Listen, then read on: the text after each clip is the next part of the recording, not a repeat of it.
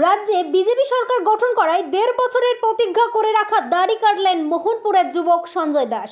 বছর দেড়েক আগে এক অভিনব প্রতিজ্ঞা করেছিলেন পশ্চিম মেদিনীপুর জেলার মোহনপুরের চক্রপাদা গ্রামের বাসিন্দা সঞ্জয় দাস।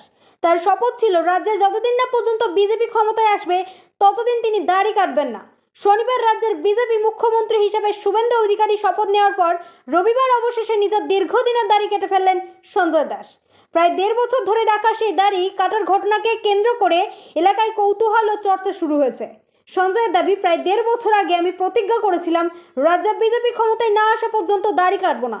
এখন বিজেপি ক্ষমতায় এসেছে তাই নিজের প্রতিজ্ঞা পূরণ করলাম। তার এই ব্যতিক্রমী প্রতিজ্ঞা ও তা পূরণের ঘটনাকে নজর কেড়েছে স্থানীয়দের। নমস্কার। দীর্ঘ 1.5 বছর ধরে দাড়ি কাটেননি, আজকে এসেছেন দাড়ি কাটতে, কিসের জন্য? কারণ তৃণমূল সরকার যেভাবে মানুষের উপরে অত্যাচার করত, সেই কারণে আমি আজকে প্রতিজ্ঞা নিয়েছিলাম যে যেদিন আমাদের বিজেপি সরকার আসবে সেদিন আমি এই দাড়ি কাটবো। আর কালকে শপথ গ্রহণ হয়েছে, তারপরে আমি আজকে দাড়িটা কাটতে এসেছি।